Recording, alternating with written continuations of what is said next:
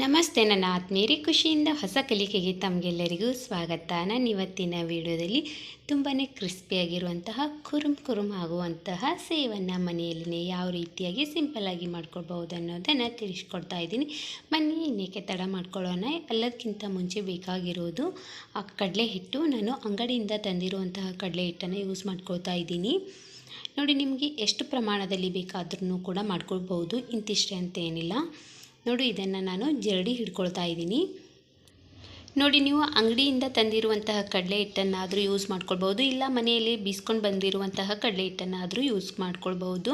ನಾನು ಇವಾಗ ಜರಡಿ ಹಿಡ್ಕೊಂಡಿದ್ದಾಯಿತು. ಇದಕ್ಕೆ ರುಚಿಗೆ ತಕ್ಕಷ್ಟು ಉಪ್ಪನ್ನು ಹಾಕ್ಕೊಳ್ತಾ ಇದ್ದೀನಿ. ಆನಂತರ ಒಂದು ಸ್ವಲ್ಪದಷ್ಟು ಖಾರವನ್ನು ಹಾಕ್ಕೊಳ್ತಾ ಇದ್ದೀನಿ. ಚಿಕ್ಕ ಮಕ್ಕಳು ತಿಂತಾರೆ ಅಂತಂದರೆ ಖಾರ ಕಮ್ಮಿನೇ ಹಾಕ್ಕೊಳ್ಳಿ. ಆನಂತರ ಇದಕ್ಕೆ ನಾನು ಸ್ವಲ್ಪ ನೀರನ್ನು ಹಾಕ್ಕೊಳ್ತಾ ಹಿಟ್ಟನ್ನು ಕಲಿಸ್ಕೊಳ್ತಾ ಇದ್ದೀನಿ. ನೋಡಿ, ಜಾಸ್ತಿ ಗಟ್ಟಿನೂ ಆಗಿರಬಾರ್ದು, ಜಾಸ್ತಿ ತೆಳ್ಳಗಿನೂ ಕೂಡ ಆಗಿರಬಾರ್ದು, ಮೀಡಿಯಮ್ ಆಗಿ ಕಲಿಸ್ಕೊಳ್ಬೇಕಾಗತ್ತೆ. ನೋಡಿ, ಈ ಸೇವ್ ಮಾಡ್ಕೊಳ್ಳೋಕ್ಕೆ ಜಾಸ್ತಿ ಇಂಗ್ರೀಡಿಯೆಂಟ್ಸ್ ಏನೂ ಬೇಕಾಗೋದಿಲ್ಲ. ಆರಾಮಾಗಿ ನಾವು ಕಡಲೆ ಹಿಟ್ಟು ಇತ್ತು ಅಂತಂದರೆ ಸಾಕು, ಮಾಡ್ಕೊಳ್ಬಹುದು. ತುಂಬಾ ಚೆನ್ನಾಗಿರುತ್ತೆ. ಅಂಗಡಿಯಲ್ಲಿ ತಂದು ತಿನ್ನೋದಕ್ಕಿಂತ ಮನೆಯಲ್ಲೇ ಈ ರೀತಿಯಾಗಿ ಮಾಡ್ಕೊಂಡು ತಿಂದರೆ ಸೂಪರ್ ಆಗಿರುತ್ತೆ. ಮತ್ತು ನಾವು ಮಾಡಿದ್ದೇವೆ ಅನ್ನೋ ಖುಷಿನೂ ಕೂಡ ಇರುತ್ತೆ. ನೋಡಿ, ಇವಾಗ ಹಿಟ್ಟನ್ನು ಕಲಿಸ್ಕೊಂಡಿದ್ದಾಯಿತು. ಈ ರೀತಿಯಾಗಿ ಕಲಿಸ್ಕೊಂಡ ನಂತರ ಒಂದು 5 ರಿಂದ 10 ನಿಮಿಷಗಳವರೆಗೆ ಹಿಟ್ಟು ನೆನೆಯಲು ಇಟ್ಕೊಂಡು ಬಿಡೋಣ. ನೋಡಿ, ನಾನು 10 ನಿಮಿಷಗಳವರೆಗೆ ಹಿಟ್ಟು ನೆನೆಯಲು ಇಟ್ಟಿದ್ದೆ. ತುಂಬ ಚೆನ್ನಾಗಿ ನೆಂದಿದೆ. ಇವಾಗ ಕುರುಡಿಗೆ ಮಣೆ ಏನಿರುತ್ತಲ್ವ ಅದನ್ನು ತೆಗೆದುಕೊಳ್ತಾ ಇದ್ದೀನಿ. ನೋಡಿ, ಈ ರೀತಿಯಾಗಿರುವಂಥ ಅಂದರೆ ಸಣ್ಣ ತೂತಾಗಿರುವಂತಹ ಕಲಿಸ್ಕೊಂಡಿರುವಂತಹ ಕಡಲೆ ಹಿಟ್ಟನ್ನು ಹಾಕ್ಕೊಂಡು ತುಂಬ್ಕೊಂಡ ನಂತರ ಮೇಲ್ಗಡೆ ಇರುವಂತಹ ಮುಚ್ಚಳವನ್ನು ಮುಚ್ಕೊಂಡು ಇದನ್ನು ಎತ್ತಿಟ್ಕೊಳ್ತಾ ಇದ್ದೀನಿ. ಹಾಗೆ ಈ ಕಡೆ ಎಣ್ಣೆನೂ ಕೂಡ ಬಿಸಿ ಮಾಡ್ಕೊಳ್ಳೋಕ್ಕೆ ಇಟ್ಕೊಂಡಿದ್ದೆ. ನೋಡಿ, ಎಣ್ಣೆ ಬಿಸಿ ಆದ ನಂತರ ಇದಕ್ಕೆ ನಾನು ಒಂದು ಸ್ವಲ್ಪದಷ್ಟು ಶೇಂಗಾವನ್ನು ಹಾಕ್ಕೊಳ್ತಾ ಇದ್ದೀನಿ. ನೋಡಿ, ಶೇಂಗಾನೂ ಕೂಡ ಫ್ರೈ ಮಾಡಿಕೊಂಡು ಸೇವ್ ಮೇಲ್ಗಡೆ ಹಾಕ್ಕೊಂಡು ತಿಂತಾಯಿದ್ರೆ ತುಂಬಾ ಚೆನ್ನಾಗಿರುತ್ತೆ. ನೋಡಿ, ಶೇಂಗಾನೂ ಕೂಡ ಜಾಸ್ತಿ ಪ್ರಮಾಣದಲ್ಲಿನೂ ಹುರ್ಕೊಳ್ಳಿ, ಇಲ್ಲ ಅಂತಂದರೆ ಸ್ಕಿಪ್ ಕೂಡ ಮಾಡ್ಕೊಳ್ಬೋದು. ಇದು ನಿಮ್ಮ ಇಷ್ಟಕ್ಕನುಸಾರವಾಗಿ ನೀವು ಶೇಂಗಾ ಬೀಜವನ್ನು ಎಣ್ಣೆಯಲ್ಲಿ ಫ್ರೈ ಮಾಡ್ಕೊಳ್ಳಿ. ಆನಂತರ 2 ಕರಿಬೇವಿನ ಎಲೆಗಳನ್ನು ಹಾಕ್ಕೊಳ್ತಾ ಇದ್ದೀನಿ. ನೋಡಿ, ಕರಿಬೇವು ಮತ್ತು ಶೇಂಗಾವನ್ನು ಎಣ್ಣೆಯಲ್ಲೇ ಫ್ರೈ ಮಾಡಿಕೊಂಡು ಎತ್ತಿಟ್ಕೊಳ್ತಾ ಇದ್ದೀನಿ. ಇವೆರಡು ಸೇವ್ ಮೇಲ್ಗಡೆ ಹಾಕೊಳ್ಳೋದ್ರಿಂದ ನೋಡೋದಕ್ಕೂ ಕೂಡ ತುಂಬ ಚೆನ್ನಾಗಿರುತ್ತೆ. ಮತ್ತು ಸೇವ್ ತಿನ್ನುವಾಗನೂ ಕೂಡ ಇದನ್ನು ಒಂಥರ ಡಿಫ್ರೆಂಟ್ ಟೇಸ್ಟ್ ಕೊಡುತ್ತೆ ಅಂತಲೇ ಹೇಳ್ಬೋದು. ಇವಾಗ ನಾನು ಮೊದಲಿಗೆ ತುಂಬಿಟ್ಕೊಂಡಿರುವಂತಹ ಹಿಟ್ಟನ್ನು ಹಾಕ್ಕೊಳ್ತಾ ಇದ್ದೀನಿ. ನೋಡಿ, ಈ ರೀತಿಯಾಗಿ ಹಾಕ್ಕೊಂಡ್ಬಿಟ್ರೆ ಮುಗೀತು. ಹಾಗೆ ಒಂದು ಬದಿಯಿಂದ ಇನ್ನೊಂದು ಬದಿಗೆ ನಾವು ಫ್ರೈ ಮಾಡ್ಕೊಳ್ಬೇಕಾಗತ್ತೆ.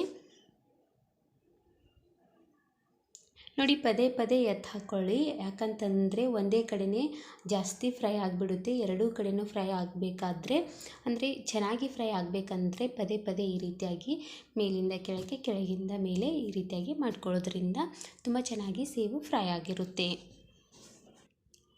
ನೋಡಿ, ಎರಡೂ ಕಡೆನೂ ಕೂಡ ಚೆನ್ನಾಗಿ ಫ್ರೈ ಮಾಡಿಕೊಂಡು ತೆಗೆದಿಟ್ಕೊಂಡು ಬಿಟ್ಟರೆ ಮುಗೀತು. ಆರಾಮಾಗಿ ನಾವು ಮನೆಯಲ್ಲೇ ಅಂಗಡಿಗಿಂತ ಸ್ವಾದಿಷ್ಟಕರವಾಗಿರುವಂಥ ಸೇವು ರೆಡಿಯಾಗಿಬಿಡುತ್ತೆ. ನೋಡಿ, ಇವಾಗ ಎರಡೂ ಕಡೆನೂ ಕೂಡ ಫ್ರೈ ಮಾಡ್ಕೊಂಡಿದ್ದಾಯಿತು. ತೆಗಿತಾ ಇದ್ದೀನಿ. ಇದನ್ನು ಇನ್ನೊಂದು ಪ್ಲೇಟ್ಗೆ ಹಾಕ್ಕೊಳ್ತಾ ಇದ್ದೀನಿ. ಇದಕ್ಕೆ ಎಣ್ಣೆನೂ ಕೂಡ ಜಾಸ್ತಿ ಏನೂ ಬೇಕಾಗೋದಿಲ್ಲ. ನಾವು ಸ್ವಲ್ಪ ಪ್ರಮಾಣದ ಎಣ್ಣೆಯಲ್ಲೇ ಆರಾಮಾಗಿ ಸೇವನ್ನು ಮಾಡ್ಕೊಳ್ಬಹುದು. ಮತ್ತು ಜಾಸ್ತಿ ಎಣ್ಣೆ ಬೇಕು ಅನ್ನೋ ಅವಶ್ಯಕತೆಯೂ ಇರೋದಿಲ್ಲ. ಸ್ವಲ್ಪ ಪ್ರಮಾಣದ ಎಣ್ಣೆಯಿಂದ ನಾವು ಮಾಡ್ಕೊಳ್ಬಹುದು. ಮೊದಲಿಗೆ ಕುರುಡಿಗೆ ಮಣೆಯಲ್ಲಿ ಹಿಟ್ಟೇನು ಹಾಕಿದ್ದೇವೆ ಅಲ್ವಾ, ಅದನ್ನು ಉಳಿದಿತ್ತು, ಅದನ್ನು ಕೂಡ ಎಣ್ಣೆಯಲ್ಲೇ ಹಾಕ್ಕೊಳ್ತಾ ಇದ್ದೀನಿ. ನೋಡಿ, ಇದನ್ನು ಕೂಡ ಎರಡೂ ಕಡೆನೂ ಚೆನ್ನಾಗಿ ಫ್ರೈ ಮಾಡ್ಕೊಳ್ಳಿ. ನೆನಪಿಟ್ಕೊಳ್ಳಿ, ಒಂದೇ ಕಡೆನೇ ಜಾಸ್ತಿ ಫ್ರೈ ಮಾಡ್ಕೊಳ್ಳೋಕೆ ಹೋಗಬೇಡಿ. ಪದೇ ಎರಡೂ ಕಡೆನೂ ಹೊರಳಾಡಿಸ್ತಾ ಇರಿ. ಅಂದರೆ ಎರಡೂ ಕಡೆನೂ ಕೂಡ ತುಂಬ ಚೆನ್ನಾಗಿ ಫ್ರೈ ಆಗಿರುತ್ತೆ. ಹಸಿ ಬಿಸಿ ಅಂತ ಏನಿರೋದಿಲ್ಲ, ತುಂಬಾ ಕ್ರಿಸ್ಪಿಯಾಗಿ ಕುರುಮಾಗಿ ಬರುತ್ತೆ ಈ ಸೇವು. ನೋಡಿ, ನಿಮ್ಮ ಮನೆಯಲ್ಲಿ ಚಿಕ್ಕ ಮಕ್ಕಳು ಇದ್ದರು ಅಂತಂದರೆ ಮುಗೀತು, ಮಾಡ್ತಾನೆ ತಿಂದು ಖಾಲಿ ಮಾಡಿಬಿಡ್ತಾರೆ, ಅಷ್ಟೊಂದು ಚೆನ್ನಾಗಿರುತ್ತೆ. ನೋಡಿ, ಅದೇ ಕುರುಡಿಗೆ ಮಣೆಗೆ ಇನ್ನೊಂದು ಪ್ಲೇಟ್ ಬರುತ್ತಲ್ವ, ಅಂದರೆ ಸಾಚ ಬೇರೆ ಇರುತ್ತಲ್ವ, ಅದರಿಂದನೂ ಕೂಡ ನಾನು ಸೇವ್ ಹಾಕ್ಕೊಳ್ತಾ ಇದ್ದೀನಿ. ನಿಮ್ಮ ಮನೆಯಲ್ಲಿ ಕುರುಡಿಗೆ ಮಣೆ ಇತ್ತು ಅಂತಂದರೆ ನಿಮಗೆ ಗೊತ್ತಾಗುತ್ತೆ, ಒಂದು 3-4 ಥರ ವೆರೈಟಿ ಇರುತ್ತಲ್ವ, ಅದು ಇನ್ನೊಂದು ವೆರೈಟಿ ಇತ್ತು, ಅದನ್ನು ಕೂಡ ಹಾಕ್ಕೊಳ್ತಾ ಇದ್ದೀನಿ. ಇದನ್ನು ಕೂಡ ಸೇವು ತುಂಬ ಚೆನ್ನಾಗಿ ಬರುತ್ತೆ. ಈ ಸೇವು ಫ್ರೈ ಮಾಡ್ಕೊಳ್ಳೋಕ್ಕೆ ಸ್ವಲ್ಪ ಲೇಟ್ ಆಗುತ್ತೆ ಅಷ್ಟೇ. ಅಂದರೆ ದಪ್ಪವಾಗಿ ಬಂದಿರುತ್ತಲ್ವ, ಅದಕ್ಕೋಸ್ಕರ ಮೀಡಿಯಮ್ ಆಗಿಟ್ಕೊಂಡು ಎಣ್ಣೆಯಲ್ಲಿ ಚೆನ್ನಾಗಿ ಫ್ರೈ ಮಾಡ್ಕೊಳ್ಬೇಕು. ನೋಡಿ ಇವಾಗ ನಿಮಗೆ ಕಾಣಿಸ್ತಾ ಇರ್ಬೋದು, ನೀಟಾಗಿ ಫ್ರೈ ಆಗಿದೆ. ಇದನ್ನು ತೆಗಿತಾ ಇದ್ದೀನಿ. ನಾ ಮೊದಲಿಗೆ ಹೇಳಿರುವ ಹಾಗೆ ಈ ರೀತಿ ಸೇವ್ ಹಾಕ್ಕೊಳ್ತೀರಾ ಅಂತಂದರೆ ಒಂದು ಸ್ವಲ್ಪ ಟೈಮ್ ಜಾಸ್ತಿ ತೆಗೆದುಕೊಳ್ಳುತ್ತೆ. ಯಾಕಂದರೆ ದಪ್ಪವಾಗಿರುತ್ತಲ್ವ, ಒಂದು ಸ್ವಲ್ಪ ಜಾಸ್ತಿನೇ ನಾವು ಫ್ರೈ ಮಾಡ್ಕೊಳ್ಬೇಕಾಗುತ್ತೆ. ಇದನ್ನು ಕೂಡ ಅದೇ ಪ್ಲೇಟಿಗೆ ಹಾಕ್ಕೊಳ್ತಾ ಇದ್ದೀನಿ. ಮತ್ತು ಅದೇ ರೀತಿಯಾಗಿರುವಂಥ ಸೇವನ್ನು ಹಾಕ್ಕೊಂಡಿದ್ದೀನಿ, ಅದನ್ನು ಕೂಡ ಫ್ರೈ ಮಾಡ್ಕೊಂಡಿದ್ದಾಯಿತು. ಮತ್ತು ಅದೇ ಪ್ಲೇಟ್ಗೆ ಹಾಕ್ಕೊಳ್ತಾ ಇದ್ದೀನಿ. ನೋಡಿ, ನೀವು ಈ ರೀತಿಯಾಗಿಯೂ ಕೂಡ ಮಾಡ್ಕೊಳ್ಬೋದು, ಇಲ್ಲಾಂತಂದರೆ ಸಣ್ಣದಾಗಿರುವಂಥ ಸೇವಾದರೂ ಮಾಡ್ಕೊಳ್ಬೋದು. ಎರಡೂ ಕೂಡ ತುಂಬ ಚೆನ್ನಾಗಿರುತ್ತೆ. ನೋಡಿ, ನೀವು ಎರಡೂ ಕೂಡ ಮಾಡ್ಕೊಳ್ಬೋದು. ಸೂಪರಾಗಿರುವಂತಹ ಸೇವು ಮನೆಯಲ್ಲೇ ರೆಡಿ ಆಗಿಬಿಡುತ್ತೆ. ನೀವು ಅಂಗಡಿಯಲ್ಲಿ ತಂದು ತಿನ್ನೋದಕ್ಕಿಂತ ಮನೆಯಲ್ಲೇ ಮಾಡ್ಕೊಂಡು ತಿಂದರೆ ಸೂಪರ್ ಆಗಿರುತ್ತಲ್ವ.